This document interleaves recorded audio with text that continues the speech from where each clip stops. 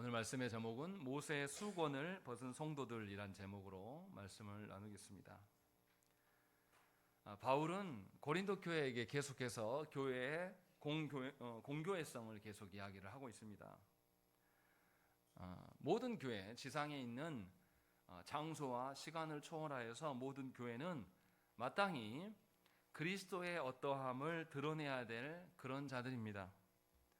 그래서 모든 성도는 그리스도의 계시를 드러내는 그리스도의 편지로서 살아가는 자들이고, 이것은 성도가 다른 성도에게 그리스도를 드러내서 또 성도가 세상을 향하여서 그리스도를 드러낼 수 있음으로 말미암아서 온 피조 세계가 하나님의 다스림 가운데 있다, 하나님의 인도하심대로 되어져 가는 것이다 라는 것을 증명해내야 될 것이 성도이다 라는 것을 바울은 앞서 3장 1절부터 11절까지 권면하였습니다. 하지만 바울의 이러한 가르침에도 불구하고 여전히 그리스도를 믿는 믿음이 아니라 사람의 행위에 빠져 있거나 사람이 만들어 놓은 어떤 종교적인 열심, 종교적인 의식을 통하여서 뭔가를 신앙이라고 여기며 살아가는 자들이 고린도 교회 안에 있었다는 것이죠. 이래서 교회 안에서 하나됨이, 일치가 일어나기 어려웠다는 겁니다. 공교회로서의 교회를 발견하는 것이 아니라 자신들의 특정한 상황 속에서 교회를 말하기 때문에 바울이 말하는 교회됨과는 약간 차이가 생기고 혼란이 있게 된 것이죠. 이 때문에 바울은 이스라엘의 역사 가운데 율법의 가장 근간이 될 수 있는 모세를 가져와서 이야기를 합니다.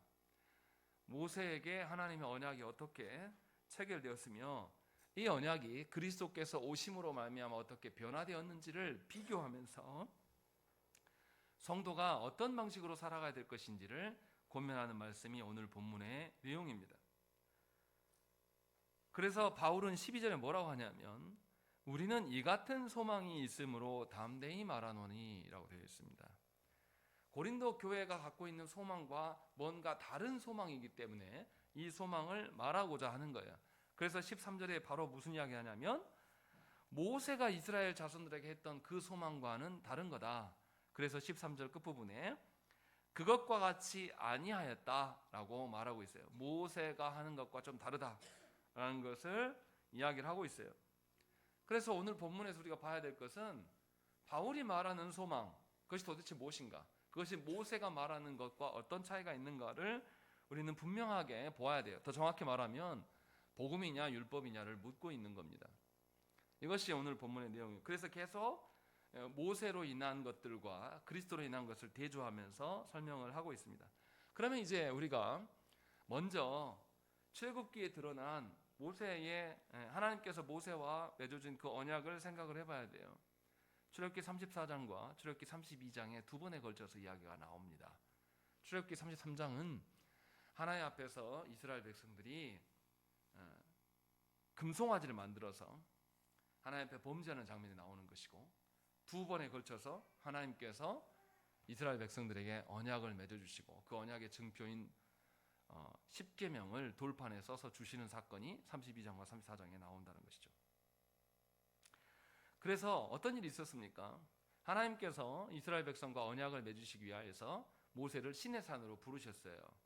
그런데 모세가 올라간 그 사이에 이스라엘 백성들은 기다리지 못하고 아론을 중심으로 해서 금송아지를 만듭니다.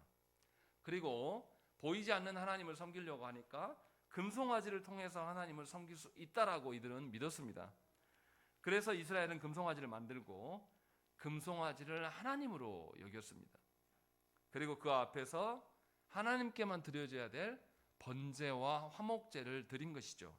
그러니까 이들이 금송아지를 만든 것은 하나님을 완전히 떠나려고 하는 것이 아니라 보이지 않는 하나님을 자신들의 방식으로 보고 싶고 만지고 싶었던 그 방식이죠.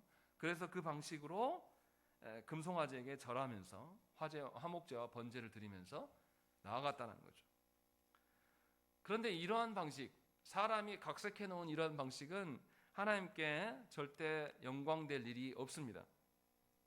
도리어 하나님을 욕보이게 하는 행위이고, 그래서 하나님께서는 이 금송아지를 섬겼던 사람들 향하여서 우상 숭배라고 여기시면서 진노하셨습니다. 그래서 모세와 함께 있는 도중에 하나님께서 두 돌판을 가지고 내려가서 이제 금송아지를 파괴하라고 하나님이 먼저 말씀하셔요.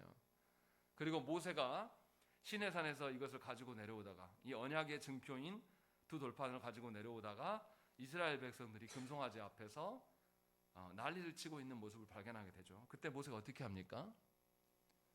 금송아지만 파괴해야 되는데 뭘 던져버리죠? 하나님께 받은 십계명의 두 돌판을 던져버려서 그것이 깨져버립니다. 물론 금송아지도 다 파괴하고 없애요. 그런데 문제는 뭐냐면 하나님께서 맺어주신 그 언약의 증표, 계약서, 이것을 모세가 없애버린 거죠. 그러니까 굉장히 심각한 상황이 벌어진 겁니다. 하나님께서 맺어주신 언약이 훨씬 더 중요한데 우상 숭배하는 모습을 보면서 모세가 분노함으로 말미암아서 이 상황이 벌어진 거죠. 그때 하나님께서 어떻게 하십니까? 모세를 다시 시내산으로 부르셔요. 그리고 우상 숭배 때문에 깨어져 버린 이 언약의 문서, 이것을 다시 만들어 주신다는 것입니다. 이것 자체가 하나님의 은혜예요. 이를 위해서 하나님께서는 모세를 40일간 시내산으로 부르십니다. 그때 모세가 아무것도 먹지도 마시지 않으면서도 40일간 잘 견딥니다. 건강에 아무 이상이 없는 것이죠. 그리고 모세가 다시금 하나님의 그 두 계명의 두 돌판을 받고 내려올 때에 얼굴에 하나님의 영광이 반영되었어요. 그래서 모세의 얼굴에 광채가 드러나기 시작합니다. 그런데 이 모세의 얼굴을 보고 이스라엘 백성들은 어떻게 합니까? 두려워해요. 왜 그렇습니까? 죄로 인하여서 원죄도 있고 본인들이 우상 숭배함으로 말미암아 죄에 빠진 이스라엘 백성들은 모세의 얼굴을 보고 두려워할 수밖에 없어요. 왜 그래요? 죄 있는 자가 하나님의 어떠하심을 보게 되면 반드시 죽게 돼 있거든요. 그래서 모세는 하나님의 말씀을 전하기 위해서 어떻게 되냐면 얼굴에 수건을 가리고 이스라엘 백성 앞에 서요. 그리고 이스라엘 백성들에게 이제는 하나님이 언약해 주셨으니 하나님의 언약의 말씀에 순종할 것들을 명령합니다. 이제는 이스라엘 백성들에게 너희가 생각했을 때에 옳은 대로 살지 말고 하나님의 말씀대로 살아라. 자기 소견에 옳은 대로 살지 말고 오직 하나님의 말씀대로 살아야 될 것을 가르칩니다. 그때 모세가 수건을 가리웠다라는 것은 여러 가지 의미가 있어요. 죄된 그들을 보호하기 위한 측면도 있고 또 다른 측면이 무엇이 있겠습니까? 모세의 얼굴에 드러난 광채를 보게 되면 사람들은 누구를 따를까요? 금송아지를 따랐던 이스라엘 백성들이 다시 보여지는 모세에게 따라갈 수 있어요. 그런데 모세에게 드러난 그 광채는 모세가 죽을 때까지 계속 지속됐습니까? 아니에요. 잠깐 있다가 사라지는 영원한 광채가 아닌 것이죠. 사실은 영원한 광채는 누구시죠? 하나님이셔야 돼요. 그래서 모세는 분명하게 자신에게 드러난 어떠함으로 이스라엘 백성들에게 오해될 것이 있기 때문에 수건으로 가리웠습니다. 이제 여기서 우리가 하나 생각해 봐야 될 게 있어요. 그럼 이 사건이 도대체 이 고린도 교회하고 무슨 상관이 있는가라는 것이죠. 이 부분을 이제 생각을 해봐야 됩니다. 하나님께서 십계명을 주신 것은 언약을 맺고자 함이에요. 그리고 이 언약식을 맺을 때는 반드시 이 율법의 언약의 조항들을 적어놓은 문서들이 존재합니다. 그런데 하나님께서 이스라엘 백성들에게 두 번째로 주실 때에 모세에게 어떻게 주십니까? 십계명을 가져왔을 때 두 돌판이라고 했잖아요. 그럼 두 돌판이 어떻게 쓰여졌을까요? 1계명부터 4계명까지는 하나님의 계명이니까 한 돌판에, 그리고 나머지 한 돌판에 이렇게 쓰여졌습니까? 그 개념이 아니에요. 한 돌판에 앞뒤로 다 빼곡하게 하나님 주신 십계명을 기록하고 똑같은 복사본처럼 똑같은 두 돌판을 주신 것입니다. 이렇게 주신 것은 언약의 두 당사자인 하나님과 이스라엘에 각각에게 주어진 그런 문서와 같은 개념이에요. 그래서 하나님께서 나중에 이 두 돌판을 어디에 보관하라고 하시죠? 언약궤에 보관하게 하십니다. 그래서 그 이후로부터는 이스라엘 백성들이 하나님을 만나고 하나님을 교제하는 그 모든 중심에는 무엇이 있습니까? 언약궤가 중심이 됩니다. 그래서 이스라엘 백성들이 더 이상 이제는 금송아지를 만든다든지 어떤 형상을 만들고 거기에서 복을 빌거나 하나님께 제사하거나 하지 않아요. 하나님이 주신 언약의 증표인 그것을 따라서 모든 삶을 살아간다는 것이죠. 그런데 이 언약궤가 나중에 어디에 안치됩니까? 성전이 완성되고 지성소에 하나님의 언약궤가 안치됩니다. 그래서 이스라엘 백성들은 이제 신앙생활의 모든 중심을 성전 중심으로 시행하기 시작하게 되는 것이죠. 왜냐하면 하나님의 언약을 상징하는 것이 거기에 있기 때문에. 그러면 여기서 생각해 봐야 될 게 언약이 중요한 겁니까? 상징하는 것이 중요합니까? 언약 자체가 훨씬 더 중요한 것이죠. 하나님과의 언약이기 때문에 언약이 훨씬 더 중요한 것인데도 불구하고 이스라엘 백성들이 이제 그 언약에 대한 그 하나님에 대한 하나님 임재에 대한 그것의 특별성을 주는 것이 아니라 무엇인가 또다시 오류에 빠지면서 언약 궤에 붙들려가는 삶이 생겨버린 것이죠. 그래서 이제 성전 중심의 신앙생활을 하면서 이스라엘 백성들이 가나안 땅에 들어가서 나라를 세우며 살아갈 때에 스스로 안전하다고 느껴요. 하나님이 우리를 돌보시기 때문에 안전하라고 믿는 것이 아니라 우리에게 뭐가 있기 때문에. 언약궤가 보관되어 있는 성전, 그 성전이 어디 있어요? 예루살렘에 있기 때문에 우리는 예루살렘만 보호하면 우리에게는 아무런 문제가 없다, 이런 생각을 갖고 있는 거예요. 왜냐하면 실제로 역사 속에서 예루살렘 이 성은 공략하기가 매우 힘든 성이었습니다. 그래서 오랫동안 침략을 받지 않았던 성인데 다윗이 그 성을 수복하고 거기에 성전을 세움으로 이스라엘 백성들이 무슨 생각을 갖게 되냐면 하나님이 아니라 성전만 있으면 된다는 생각으로 바뀌어버리는 것이, 이렇게 타락하게 된 겁니다. 그래서 이스라엘 백성들이 하나님을 찾지도 않으면서도 이 성전 안에 제사장들과 대제사장 이렇게 이들을 둠으로 말미암아서 하나님이 우리를 보호하실 거라고 착각하는 거예요.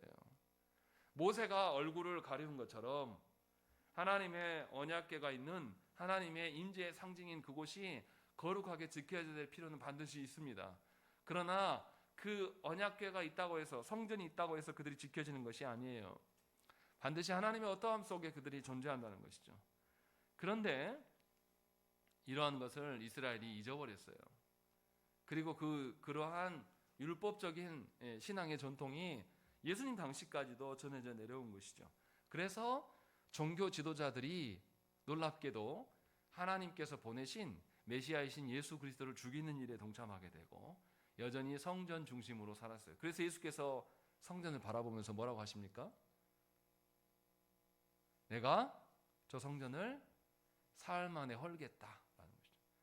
왜 그렇습니까? 예수께서 이 땅에 오신 것은 신의 산에서 언약해 주신, 앞으로 이렇게 될 거다 약속해 주신 것이 누구를 통하여서 완성이 된 겁니까? 예수 그리스도로 말미암아서 이미 그 언약이 완성이 된 거예요. 그러면 그 언약의 조항들이 이제 필요 있어요, 없어요?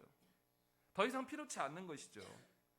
그리스도의 십자가 사건으로 인하여서 하나님께서 모세와 맺은 언약이 완성된 거예요.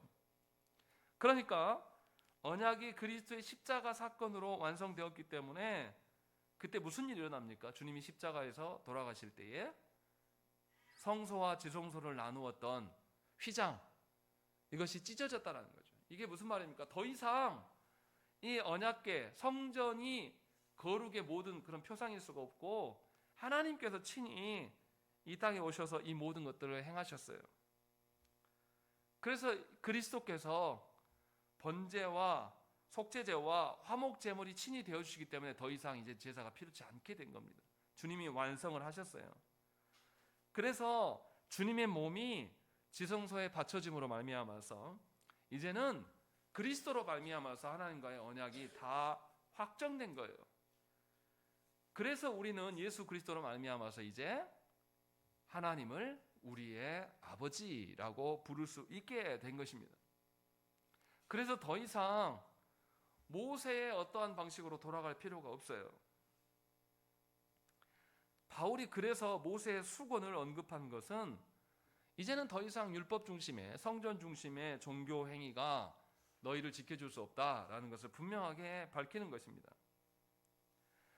과거 이스라엘이 모세의 얼굴에 드러난 광채로 두려워할 수밖에 없었던 것은 그들의 죄 때문이에요. 그런데 이제 예수께서 오심으로 말미암아 그 죄의 문제를 해결하셨어요. 심지어 예수께서 오셔서 성령님이 우리 안에 내주하심으로 말미암아서 이제 누가 성전이 되었습니까? 성도들이 하나님의 성전이 되었다라고 분명하게 밝히셔요. 그러니까 거룩을 어디에서 찾아야 됩니까? 우리 자신이 하나님의 거룩을 유지할 수 있는 그런 성도됨인 것을 찾아가야 되는 것이요. 그것을 그리스도로 인하여서 성령 하나님으로 말미암아서 그 일들을 행해야 되는 것이죠. 그래서 13절에 뭐라고 합니까? 우리는 모세가 이스라엘 자손들에게 장차 없어질 것에 결국을 주목하지 못하게 하려고 수건을 그 얼굴에 쓴 것 같이 아니한다. 더 이상 우리에게 수건이 필요 있다 없다? 없다라는 것이죠. 성전에 나아가는 것은 누구만 나아갑니까? 우린 죄인들이니까 못 나갔어요.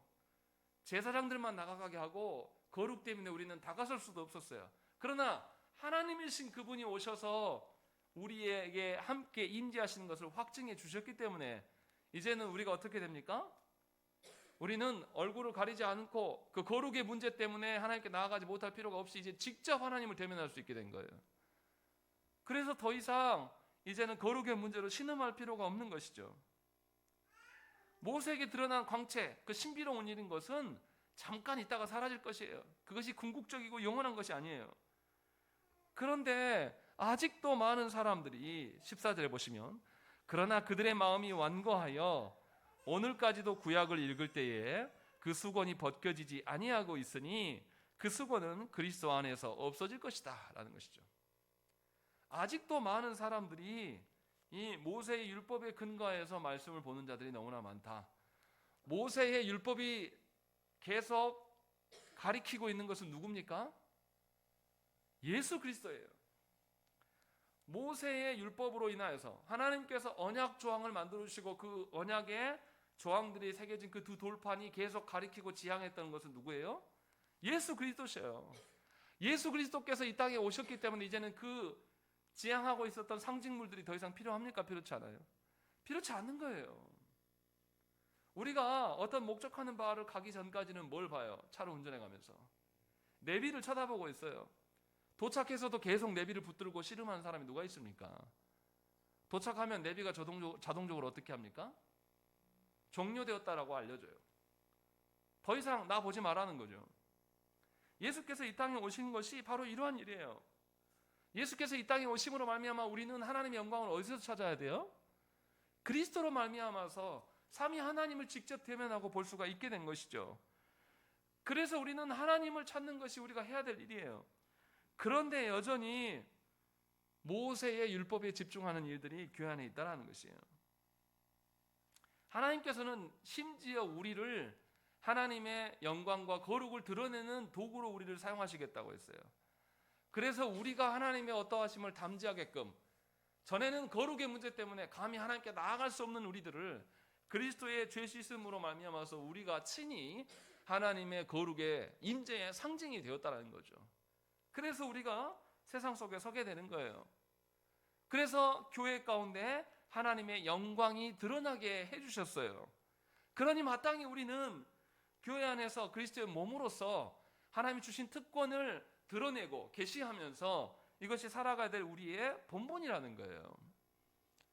그런데도 유대인들은 그리스도께서 승천하신 이후에 무슨 일을 했습니까? 바울이 그리스도를 통하여서 너희가 구원받게 되었고 너희가 교회되었다라는 것을 계속 가르치면서 그리스도의 복음을 전할 때에 유대인들은 바울을 쫓아다니면서 아니다. 진짜 교회되는 것은 율법을 지키는 것이다. 할례를 해야 돼. 또 정결법을 지켜야 돼 라고 하면서 다시금 영적인 수건을 이방인 그리스도인들에게 계속 덮고 다닌 거예요. 그러니까 고린도 교회가 헷갈린 겁니다. 분명히 본인들에게는 그리스도로 인하여서 자신들이 예수 믿고 구원받았어요. 그런데 손에 잡히는 건 아직 없단 말이죠. 근데 유대인들이 와가지고 자, 너희가 정말로 하나님 앞에서 참다운 신자가 된다면 할례를 해라 라는 것이죠. 근데 할례가 쉬운 일입니까? 너무나 힘든 일이에요. 그래서 뭔가 하나님께 나아가는 데 있어서 장애물을 만들어 놓은 거죠. 그 수건을 만들어 놓은 것입니다. 그래서 사도 바울이 무슨 이야기 합니까? 14절에 그 수건은 그리스도 안에서 없어질 것이다. 없어져야 된다. 15절에 오늘까지 모세의 글을 읽을 때에 수건이 그 마음을 덮었도다. 그러나 언제든지 주께로 돌아가면 그 수건이 벗겨지리라 하는 것이죠. 사람이 만들어 놓은, 사람이 세우는 어떤 율법의 조항들로 신앙생활을 하지 말라라고 분명하게 밝히고 있는 겁니다. 그럼에도 불구하고 조국교 안에서 여전히 구약적 사고에 젖어서 여전히 신앙생활하면서 이 예배당을 성전이라고 말하는 사람들이 너무나 많습니다. 이곳이 어디입니까? 예배당이에요.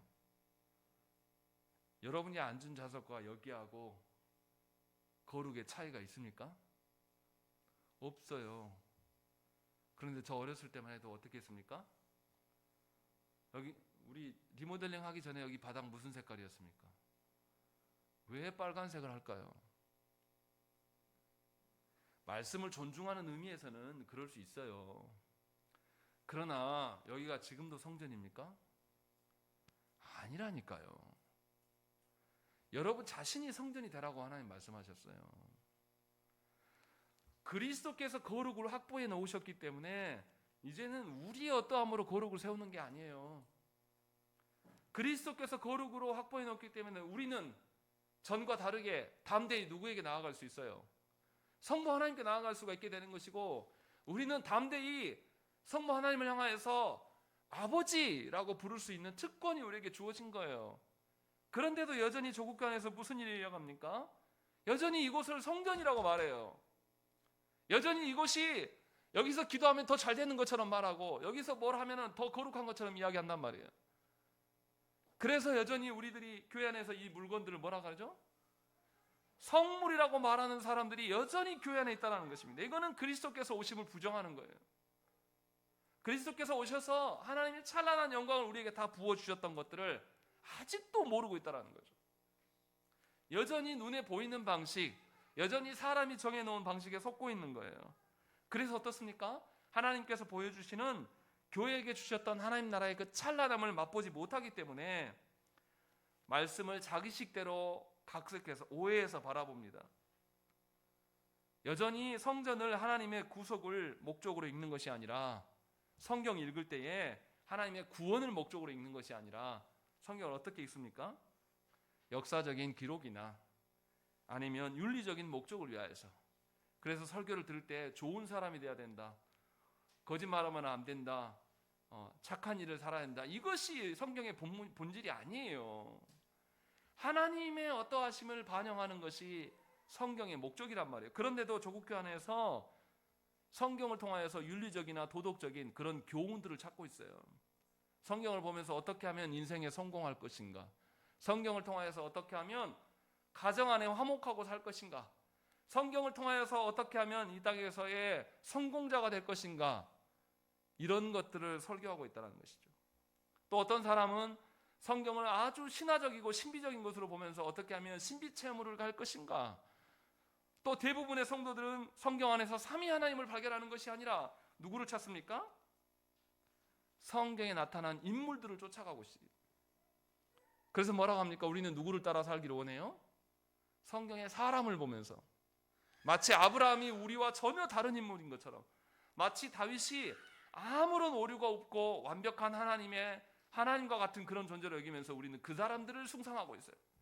그래서 세상 사람들과 다르지 않아요. 솔로몬은 죄인임에도 불구하고 우리는 솔로몬의 지혜를 쫓아 살기를 원하는 것이죠. 그래서 삼위 하나님이 우리의 목적이 되는 것이 아니라 또 다른 사람이 우리의 종교적인 모델이 되는 것, 이런 방식을 조국교회가 여전히 탐하고 있다는 것입니다. 얼마나 이게 심각한 일들입니까?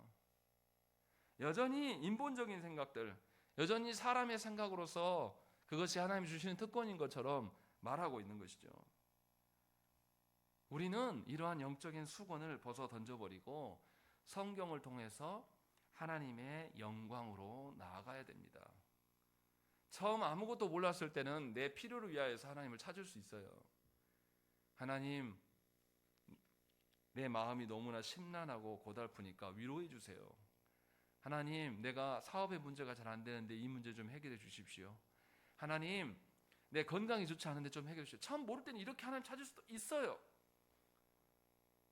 그러나 그리스도로 인하여서 내가 누구이고 내가 하나님의 성전 되어서 하나님의 영광을 반영하는 교회됨임을 우리가 알아가면 이제는 그 방식에서 벗어나야 돼요. 세상의 어떠함, 이 땅의 세상살이를 편안하게 살려고 하나님을 찾는 것이 아니라 하나님은 우리에게 이 땅이 끝난, 이 생의 삶이 끝난 이후의 삶을 약속하셨어요. 그 삶이 우리에게 주어져 있고 그것이 우리의 본질이에요. 그렇기 때문에 이제는, 전에는 나를 위하여서 하나님을 부려먹으려고 했다면 이제는 그리스도를 알고 나서는 어떻게 합니까? 이제 내가 누구를 위하여서 존재하는 것이죠? 하나님을 위하여서 존재하는 자가 되어야 된다는 거예요.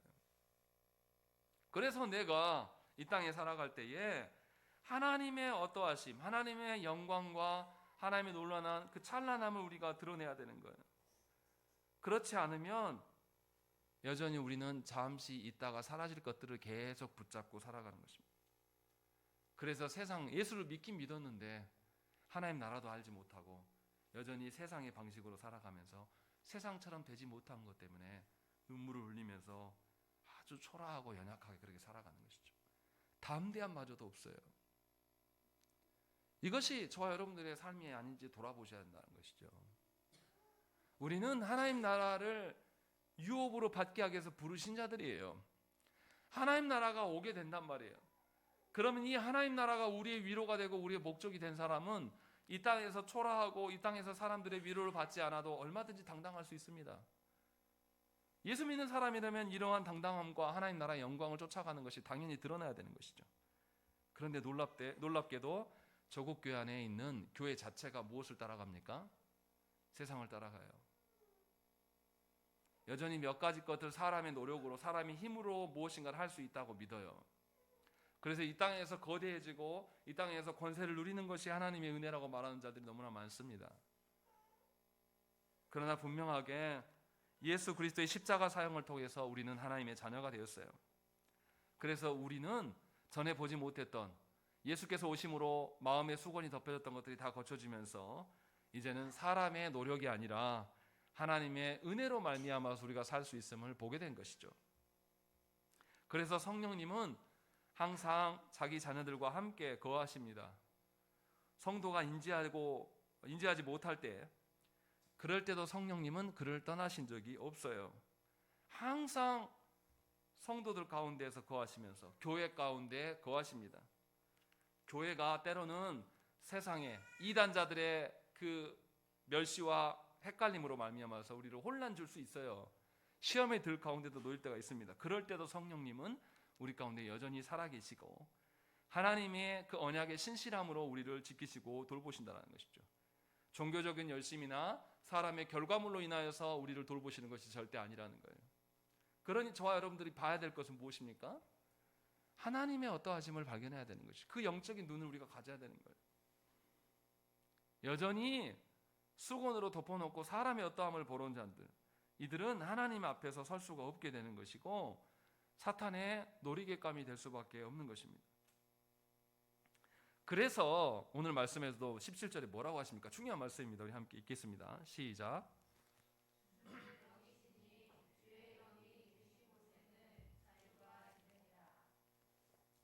사도 바울은 놀랍게도 성령께서 계신 곳에는 자유가 있다라고 말씀하고 있는 것이죠. 왜냐하면 성령님은 말씀을 깨닫게 하시고 우리에게 하나님 나라를 보여주심으로 말미암아서 우리가 이 땅에 매이지 않도록, 죄에 매이지 않도록 자유케 하심을 보이신다는 것이죠. 그러나 교회 안에 있으나 성경을 통하여서 하나님 나라의 어떠함, 하나님께서 약속하신 것을 보지 못하는 자들은 교회 안에 있으면서도 여전히 세상의 것을 구할 수밖에 없어요. 보이지 않기 때문에, 알 수 없기 때문에 여전히 세상처럼 살아갈 수밖에 없는 것이죠. 분명하게 하나님께서 택하신 성도는 타락한 세상에서 악한 이성과 자신의 경험에 근거해서 살아갈 수가 없습니다. 그리스도로 인하여서 자유케 하신 그 자유를 누릴 수 있는 것이죠. 타락한 세상에 억눌려 가면서 어쩔 수 없었습니다. 내 직장이 나를 올가매니 내가 어쩔 수 없었습니다. 세상에 사람의 관계가 나를 올가매니 내가 어쩔 수 없었습니다. 하나님, 또 우리 자녀가 잘 돼야 되기 때문에 내가 어쩔 수 없었습니다. 이런 이야기 할 필요가 없다라는 것이죠. 왜냐하면 그리스도께서 우리를 자유케 하셨고 성령께서 우리를 깨닫게 하시고 보호하시고 사탄의 억압과 통제로부터 완전한 자유를 주셨다라는 것이죠. 그래서 우리는 이 땅에 발을 딛고 살아가지만 천상의 하나님 나라의 어떠함을 맛보면서 그것을 영원토록 소망하면서 살게끔 하나님이 하셨다라는 것이죠. 그것이 보편적인 교회의 모든 성도의 특권이다 라고 바울은 이야기를 하고 있는 거예요. 이것이 정말 여러분들이 있는지를 놓고 심각하게 생각하셔야 돼요. 정말로 내가 그대로 살기를 소망하는 것인지, 아직 없다면 정말로 하나님께 간구하면서 우리가 무엇을 구해야 될지를 생각을 해야 한다는 것이죠. 여전히 세상의 방식에서 수건을 덮어놓은 채로 하나님 나라가 안 보이니까 세상이 어떠함으로 하나님이 돕는 사역자면 사람들이 많이 모여야 되고, 내가 하나님의 사람이면 내가 세상에서 강력해져야 되고, 하나님의 사람이라면 내가 사람들을 위해서 군림하는 것, 이런 것을 인정하는 것에서 벗어나시라는 거예요. 여전히 조국교회 안에 수많은 목회자들과 성도들이 그 방식을 택하고 있습니다. 그래서 정치인들에게 어떻게 합니까? 내가 힘있다, 내가 기독교계를 대표한다, 너네 까불지 마, 니네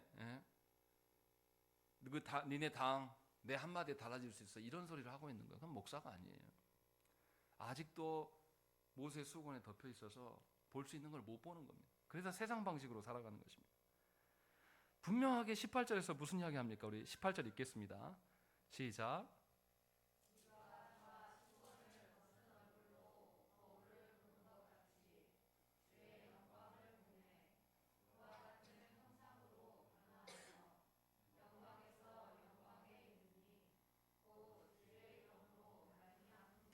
예, 하나님의 영광을 보는데 아주 선명하게 본다는 거죠. 희미하고 짐작되어진 그런 것이 아니라 거울을 보는 것처럼 아주 선명하게 우리는 하나님의 영광을 보게 될 것이다. 그리고 이렇게 되는 것이 그와 같은 형상으로 변화하였기 때문이다 라고 분명하게 밝히고 있습니다. 하나님께서 아담을 어떻게 창조하셨습니까? 하나님의 형상을 따라서 창조하셨습니다. 하지만 사탄의 유혹으로 말미암아서 아담은 하나님의 형상을 파괴했어요. 그래서 타락한 인간은 하나님의 보시기에 합당한 삶을 살지 못합니다. 원래 하나님이 창조하신 참 인간으로서의 기능을 수행하지 못해요.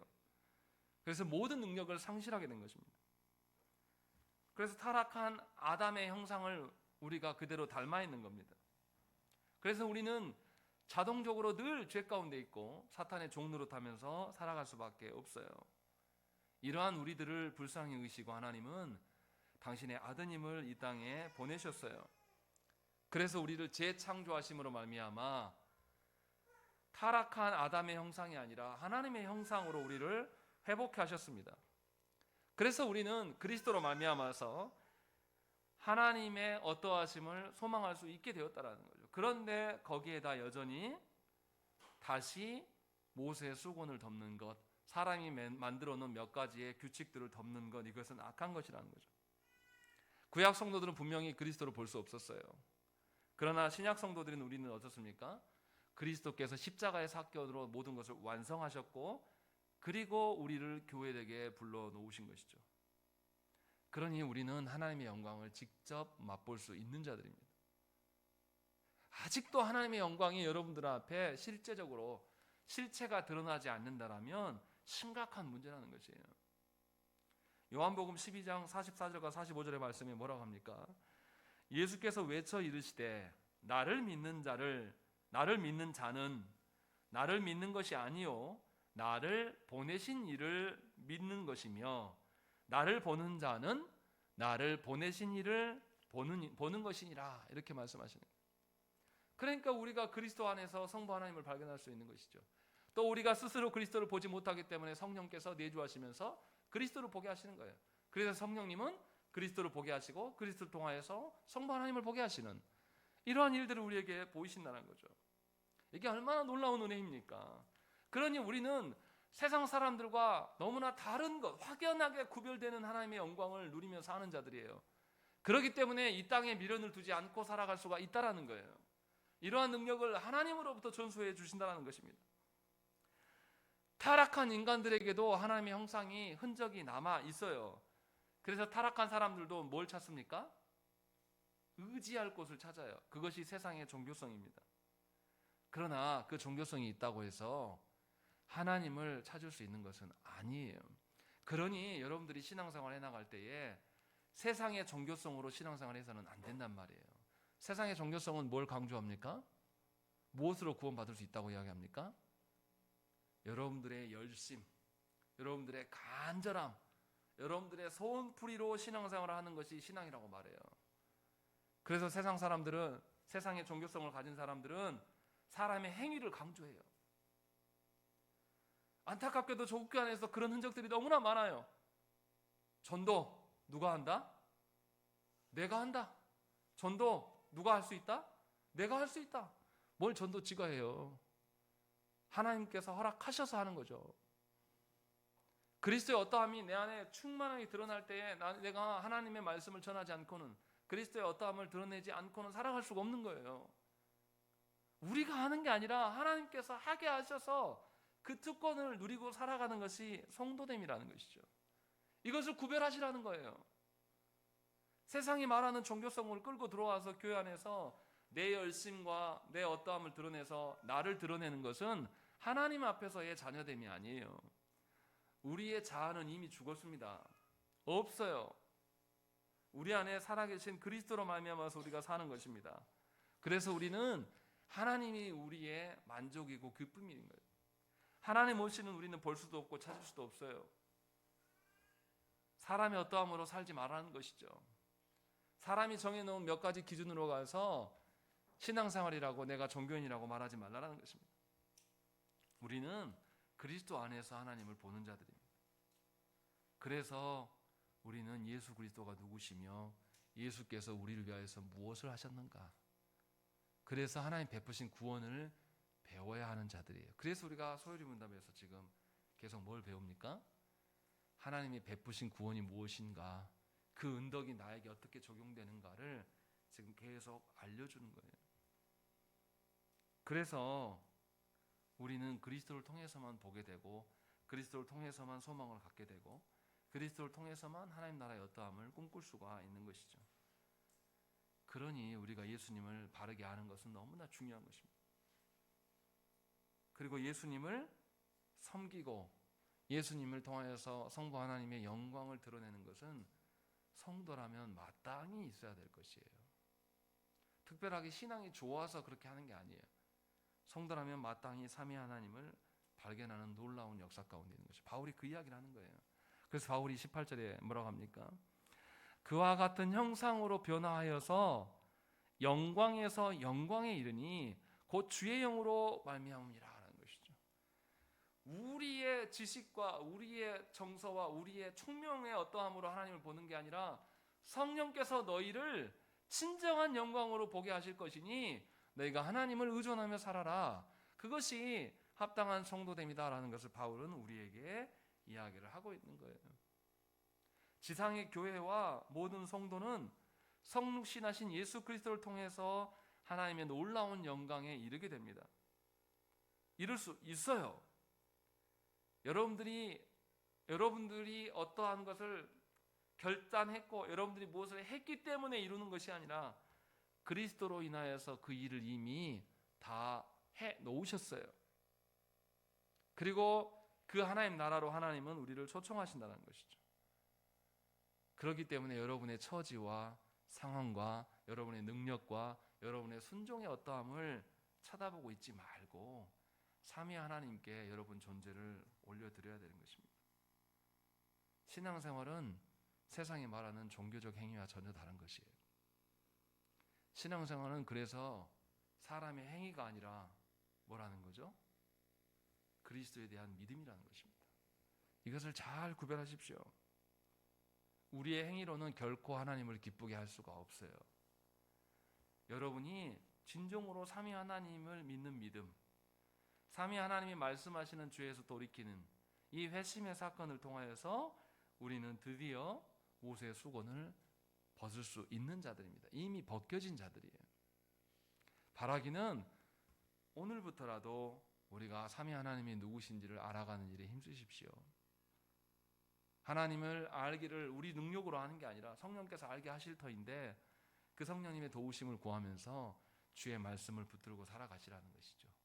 그러할 때 여러분은 시공간을 초월하신 하나님의 우주적인 교회의 일원으로서 살아가게 되고, 여러분의 입에서 놀라울 정도로 하나님으로 만족하며 하나님의 영광으로 기뻐하는 일들이 발견되게 될 것입니다.